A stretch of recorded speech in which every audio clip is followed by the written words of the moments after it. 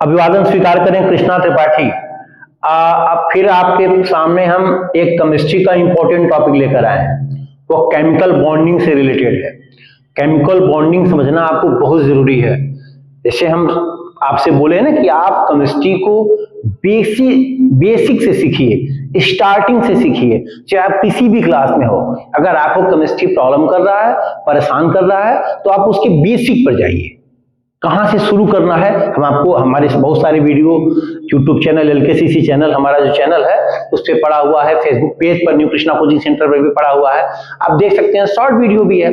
तो आप स्टार्टिंग यहां से करें। देखिए, जो केमिस्ट्री है उसमें जो एटम होता है वो इलेक्ट्रिकली न्यूट्रल होता है, कंपाउंड भी इलेक्ट्रिकली न्यूट्रल होता है। केमिस्ट्री में समानता सबको मिलती है, कोई ज्यादा कम वाली बात नहीं होती। अगर वो एटम है तो उसमें number of electron and number of proton equal होगा, number of positive charge, number of negative charge equal होगा, और न्यूट्रॉन पे तो कोई चार्ज होता नहीं, वो तो न्यूट्रल होता है। तो पॉजिटिव नेगेटिव का जब नंबर सेम होगा तो दोनों एक दूसरे के इफेक्ट को कैंसिल करेंगे और एटम इलेक्ट्रिकली न्यूट्रल हो जाएगा। हम अक्सर देखते हैं, सुनते हैं कि कुछ लोग पूछते हैं कि सोडियम पर कौन सा चार्ज होता है, तो बच्चे बता देते हैं पॉजिटिव। क्लोरीन पे कौन सा चार्ज होता है, तो बच्चे बताते हैं निगेटिव। ऐसा नहीं, सोडियम पे कौन सा चार्ज हो सकता है तो आप पॉजिटिव बता सकते हैं, क्लोरीन पे कौन सा चार्ज हो सकता है तो आप निगेटिव बता सकते हैं। लेकिन अगर कोई एटम है तो उस पर कोई चार्ज नहीं होगा, वो हमेशा सदैव इलेक्ट्रिकली न्यूट्रल होगा। अगर वो एटम नहीं है, आयन है, तो अलग बात है। मतलब एटम है तो इलेक्ट्रिकली न्यूट्रल होगा, अन्यथा वो आयन होगा। सेम चीज कंपाउंड के साथ भी है, और कंपाउंड है तो इलेक्ट्रिकली न्यूट्रल होगा, पॉजिटिव निगेटिव का जो नंबर होगा उसमें सेम होगा, वैलेंसी वैलेंस होगी उसकी। लेकिन अगर उस पर चार्ज है तो वो कंपाउंड नहीं, वो आयन कहलाएगा। मैं आपको पहले ही बता दिया। और जो भी सिस्टम है, आप कभी कभी सोचते होंगे कि ये कहां से बना, कौन इसको प्रूव करता है, क्यों ये सही है, क्यों ये गलत है। तो ये सबका जो सरकार है, गवर्नमेंट है, इसकी जो अथॉरिटी है, जो प्रिंसिपल है केमिस्ट्री का, वह आईयूपीएसी है। आईयूपीएसी जिस पर मुहर लगाता है वही सही माना जाता है, वही परफेक्ट माना जाता है, और आईयूपीएसी भी सोच समझकर ही मुहर लगाता है। तो प्रोसेस, एक एक प्रोसेस को धीरे धीरे आप समझिए कि सबसे पहले एटम में इलेक्ट्रॉन और प्रोटॉन का नंबर सेम होता है। जब कोई एटम इलेक्ट्रॉन लूज करता है तो प्रोटॉन का नंबर सेम ही रहता है, प्रोटॉन लूज नहीं होता है। प्रोटॉन न्यूक्लियस में होता है, न्यूट्रॉन न्यूक्लियस में होता है। प्रोटॉन यानी पॉजिटिव चार्ज सेम होता है। जब कोई एटम इलेक्ट्रॉन लूज करता है तो उस पर पॉजिटिव चार्ज आता है, क्योंकि प्रोटॉन का नंबर उस एटम में ज्यादा हो जाता है। जब कोई एटम इलेक्ट्रॉन गेन करता है तो उस पर निगेटिव चार्ज आ जाता है, क्योंकि इसमें इलेक्ट्रॉन का नंबर यानी नेगेटिव चार्ज का नंबर ज्यादा हो जाता है। क्योंकि हम आपको बताएं कि गेन करना या लूज करना होना इलेक्ट्रॉन का दायित्व है, प्रोटॉन का उसमें कोई रोल नहीं है। मतलब पॉजिटिव चार्ज किसी एटम में जितना है उतना कांस्टेंट रहता है, अगर चेंज होता है तो इलेक्ट्रॉन, इसीलिए जो धनी होगा वही ना त्याग करेगा। तो जो धनी होगा उस पर धनायन, और जो दूसरे का इलेक्ट्रॉन ग्रहण करेगा, ऋणी होगा, उधार लेगा, तो वह उस पर ऋणायन। अगर आपको भूल रहा हो तो ऐसे भी आप याद कर सकते हैं। जब कोई एटम इलेक्ट्रॉन लूज करता है तो पॉजिटिव, और गेन करता है तो निगेटिव, क्योंकि पॉजिटिव निगेटिव सेम है, नंबर जिसका ज्यादा है वही चार्ज उस पर दिखाएगा। अब आपको पता है कि जो कंपाउंड है चाहे एटम है, सब में समानता है, कहीं कोई प्रॉब्लम नहीं है। अब बात स्टेबिलिटी की, केमिस्ट्री की पूरी कहानी ना स्टेबिलिटी के इर्द गिर्द है। स्टेबल कौन होता है, बहुत सारी बातें आती है। स्टेबल वो होता है जो ऑक्टेट रूल का पालन करता है, जिसका आउटर सेल में 8 इलेक्ट्रॉन होता है। कहीं कहीं आप ड्यूप्लेट भी पढ़ते हैं कि आउटर सेल में 2 इलेक्ट्रॉन है, तो भी वो स्टेबल है। एक्चुअल में स्टेबिलिटी को जानना है तो आप एनर्जी को जानें, कि यदि एटम की एनर्जी कम से कम एनर्जी, मतलब किसी भी एटम की जितनी मिनिमम एनर्जी हो सकती है उतनी हो जाए, न इलेक्ट्रॉन लूज करने की कंडीशन में हो, न गेन करने की कंडीशन में हो, न शेयर करने की कंडीशन में हो, तो वह एटम स्टेबल माना जाएगा। तो सारी कहानी स्टेबिलिटी की है। एटम इलेक्ट्रॉन लूज करते हैं, गेन करते हैं, शेयर करते हैं, उनको होना है स्टेबल। कंपाउंड भी जो भी आप पढ़ते हैं वो स्टेबिलिटी, हर जगह स्टेबिलिटी की बात आएगी। हर एटम अपनी एनर्जी को कम से कम करना चाहता है, ज्यादा एनर्जी तो ज्यादा एक्साइटेड रहेगा, ज्यादा उत्साह रहेगा, और वो एक्टिव बना रहेगा। तो एनर्जी कम होगी तो ही वो स्टेबल होगा। अगर हम बात करें तो जो बॉन्ड है वो केमिकल बॉन्ड कई टाइप्स के होते हैं, 3 मेन टाइप्स के होते हैं। एक इलेक्ट्रोवैलेंट बॉन्ड और आयनिक बॉन्ड, एक कोवैलेंट बॉन्ड, तीसरा कोऑर्डिनेट बॉन्ड। ये 3 बॉन्ड हैं। तीनों के बारे में मैं धीरे धीरे आपको बताता हूं। उसके पहले आप जान जाएं कि स्टेबिलिटी में half filled full field orbital की भी कम उपयोगिता नहीं है। अगर कोई ऑर्बिटल हाफ फिल्ड हो, देखो केमिस्ट्री में बात समानता की है, इलेक्ट्रॉन प्रोटॉन का नंबर सेम है तो इलेक्ट्रिकली न्यूट्रल, पॉजिटिव नेगेटिव का नंबर सेम है तो इलेक्ट्रिकली न्यूट्रल।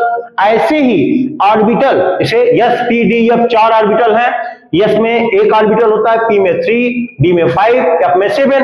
अगर उस पे सारे ऑर्बिटल में एक इलेक्ट्रॉन हो तो भी उसको स्टेबल माना जाएगा। दो है, एक ऑर्बिटल में मैक्सिमम 2 इलेक्ट्रॉन होता है, एक क्लॉकवाइज मूवमेंट करता है तो एक एंटी क्लॉक मूवमेंट करता है, आपको पता ही है। तो या तो एक इलेक्ट्रॉन सब ऑर्बिटल में तो भी स्टेबल माना जाएगा, दो है तब तो स्टेबल माना ही जाएगा। तो ये हाफ फील्ड हो, फुल फील्ड है, क्या है, ऑक्टेट, डुप्लेट, मतलब तमाम तरीके की चीजें हैं जो स्टेबिलिटी को एक्सप्लेन करती हैं। और आउटर मोस्ट शेल जो होता है किसी भी ऑर्बिटल एटम का, जो आउटर मोस्ट शेल होता है उसमें जो न्यूक्लियस का अट्रैक्शन है वो वीकेस्ट होता है, सबसे कम होता है। इसीलिए बॉन्ड बनाने में आउटर सेल का इलेक्ट्रॉन यानी वैलेंस सेल जिसे बोलते हैं वही इलेक्ट्रॉन पार्टिसिपेट करता है, क्योंकि जो न्यूक्लियस है उसमें पॉजिटिव चार्ज इलेक्ट्रॉन पर नेगेटिव चार्ज है, बीच में उनकी अट्रैक्शन होता है, तो पहले सेल पर ज्यादा होगा, आखिरी सेल पर कम होगा। और आपको पता है कि कमजोर का शिकार सभी लोग करते हैं, तो यही हाल यहां भी है। उस पे न्यूक्लियस का अट्रैक्शन कम है तो आसानी से वो बाहर चला जाता है, चाहे वहां पे इलेक्ट्रॉन आ जाते हैं। तो आउटर मोस्ट शेल आप बहुत ध्यान से समझिएगा, और बहुत उसके अलावा इलेक्ट्रॉनिक कॉन्फ़िगरेशन सारे एटम का आना चाहिए आपको, और वैलेंसी को समझना होगा आपको। वैलेंसी का अगर एक्चुअल डेफिनेशन हम आपसे पूछें तो number of electron of an atom actually donate accept or share during bond formation, मतलब जो एक्चुअली इलेक्ट्रॉन डोनेट होता है, चाहे शेयर होता है, चाहे कोई देता है, कोई लेता है, कोई दाता होता है, कोई ग्राही होता है, जो नंबर है उसका वही उसकी एक्चुअल वैलेंसी कहलाती है। वैसे वैलेंसी को शॉर्ट में बोलते हैं combining capacity of an atom are called valency, मतलब उसके कंबाइन होने की क्या कैपेसिटी है। बहुत सारे ऐसे एटम है जो वेरिएबल वैलेंसी भी शो करते हैं, तो ये भी बात आती है कि वैलेंसी निकालने का एग्जैक्ट तरीका नहीं है। अब थोड़ा हम लोग का समय कम है तो हम लोग सीधे बॉन्ड पे आते हैं कि इलेक्ट्रोवैलेंट बॉन्ड और आयनिक बॉन्ड जो होता है, अब क्या होता है। जैसे NaCl एग्जांपल समझिए, Na के आउटर सेल में 1 इलेक्ट्रॉन है, एटॉमिक नंबर 11 281, आउटर सेल में 1 इलेक्ट्रॉन। क्लोरीन 17, आउटर सेल में 7 इलेक्ट्रॉन। सोडियम का नियरेस्ट नोबल गैस है नियॉन, आउटर सेल में 8 इलेक्ट्रॉन होता है 28, तो सोडियम को नियॉन की तरह बनना है। क्लोरीन आउटर सेल में 1 इलेक्ट्रॉन, सॉरी 7 इलेक्ट्रॉन। आर्गन के आउटर सेल में 8 इलेक्ट्रॉन, तो आर्गन की तरह क्लोरीन को बनने के लिए 1 इलेक्ट्रॉन गेन करना है, तो सोडियम को 1 इलेक्ट्रॉन निकालने की मजबूरी है नोबल गैस की तरह बनने के लिए, स्टेबल बनने के लिए, और क्लोरीन को 1 इलेक्ट्रॉन लेने की मजबूरी है अपने आप को नोबल गैस की तरह बनाने के लिए, अपने आप को स्टेबल बनाने के लिए। इसलिए सोडियम इलेक्ट्रॉन एक लूज करता है, क्लोरीन 1 इलेक्ट्रॉन एक्सेप्ट कर लेता है, दोनों के बीच में इलेक्ट्रोवैलेंट बॉन्ड और आयनिक बॉन्ड बन जाता है। क्योंकि जो सोडियम है और जो क्लोरीन है दोनों मिलकर NaCl बनाए, नाम सोडियम क्लोराइड होता है। जनरली ये बॉन्ड मेटल और नॉन मेटल के बीच में बनता है, और इसमें स्ट्रॉन्ग इलेक्ट्रोस्टैटिक फोर्स होता है, इसीलिए जो इसका मेल्टिंग पॉइंट और बॉइलिंग पॉइंट होता है वो हाई होता है। और चूंकि इस पे आयन है तो इलेक्ट्रिसिटी भी कंडक्ट होता है, ये इसकी प्रॉपर्टी हो गई। और इसको समझना है, आप बहुत सारे उदाहरण समझ सकते हैं जहां किसी एटम को इलेक्ट्रॉन लूज करना है स्टेबल होने के लिए, और दूसरे एटम को इलेक्ट्रॉन गेन करना हो स्टेबल के लिए, स्टेबिलिटी के लिए, मेटल और नॉन मेटल के बीच में जनरली बॉन्ड बनता है, वहां आयनिक बॉन्ड और इलेक्ट्रोवैलेंट बॉन्ड बनता है। दूसरा बॉन्ड है कोवैलेंट बॉन्ड। ये एक समझिए मित्रवत बात है, मित्रवत व्यवहार है। जैसे हमारे पास कुछ है, कुछ आपके पास है। जैसे मान लीजिए एक बाइक है, उसका दाम 1 लाख रुपया है, हमारे पास 1 लाख रुपया नहीं कि हम वो बाइक खरीद सके, और हमारे दोस्त 50,000 मेरे पास है, 50,000 मेरे दोस्त के पास है, दोनों लोग बाइक के शोरूम पे एक साथ पहुंचे कि हम लोग को बाइक की जरूरत है, खरीद लें, लेकिन 1 लाख रुपए की बाइक का दाम है और किसी के पास 1 लाख रुपया नहीं है। अब दोनों दोस्त कह रहे हैं भाई तुम मुझे दे दो अपना 50,000 उधार तो मैं बाइक खरीद लूं, तो बोलेगा फिर मैं कैसे खरीदूंगा, फिर वो भी सेम वही बात बोल रहा है। तो फिर उन दोनों के बीच में बात बनी, मध्यस्थता हुई कि चलो भाई तुम 50 दो, 50 हम दे, 50,000 दोनों लोग मिला के 1 लाख की बाइक खरीदे, दोनों लोग शेयर करेंगे। जब हमको जरूरत होगी तो हम चलाएंगे, तुमको जरूरत होगी तो तुम चलाओगे। यानी ये शेयरिंग हुआ ना। जैसे अब इसको हम समझाएं तो यह Cl है, हाइड्रोजन को हीलियम की तरह बनना है, क्लोरीन को आयरन की तरह बनना है। हाइड्रोजन को भी इलेक्ट्रॉन चाहिए, क्लोरीन को भी इलेक्ट्रॉन चाहिए। जब दोनों को इलेक्ट्रॉन चाहिए, देने वाला कोई नहीं है, देने वाला होगा तब ना आयनिक बॉन्ड बनेगा। जब दोनों को इलेक्ट्रॉन चाहिए, दोनों को इलेक्ट्रॉन की आवश्यकता है, तो एक ही उपाय है कि दोनों के बीच में एक एक इलेक्ट्रॉन की शेयरिंग हो जाए और उस दोनों इलेक्ट्रॉन पे दोनों का बराबर अधिकार हो, तो वो होता है covalent bond. H2, N2, O2, Cl, तमाम तरह के इसके एग्जांपल हैं।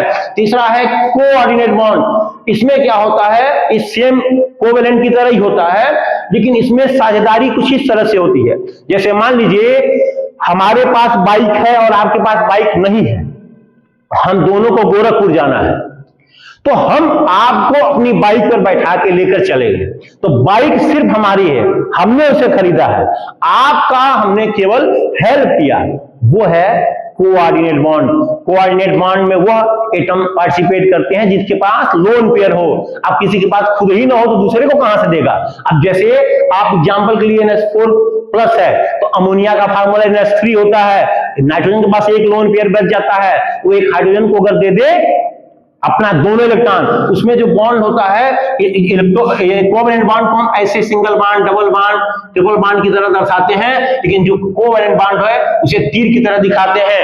जो तीर का जिधर ये सिरा होता है वो एक्सेप्टर होता है, इधर ये डोनर होता है। या दो इलेक्ट्रॉनों का शेयरिंग उसमें जैसे सिंगल बॉन्ड में होता है, सेम ऐसे होता है। जैसे सिंगल बॉन्ड में 2 इलेक्ट्रॉनों की शेयरिंग होती है, सेम कोऑर्डिनेट बॉन्ड में भी 2 इलेक्ट्रॉन की शेयरिंग होती है। इन दोनों पे दोनों एटम का बराबर अधिकार होता है। जैसे H और Cl के बीच में अगर ऐसे बॉन्ड बना है तो दोनों इलेक्ट्रॉन पे दोनों का बराबर अधिकार है, ऐसे सेम इस पे भी दोनों इलेक्ट्रॉनों का बराबर अधिकार होता है। लेकिन ये जो लोन पेयर है कोई एक ही एटम द्वारा दिया जाता है, दोनों आपस में शेयर नहीं करते हैं, दोनों का बराबर अधिकार जरूर होता है। यानी ये हो गया आपका कोऑर्डिनेट बॉन्ड। इसके अलावा भी हाइड्रोजन बॉन्ड है, मेटालिक बॉन्ड है, वान डेर वाल्स फोर्स है, तमाम तरह की और चीजें हैं आपको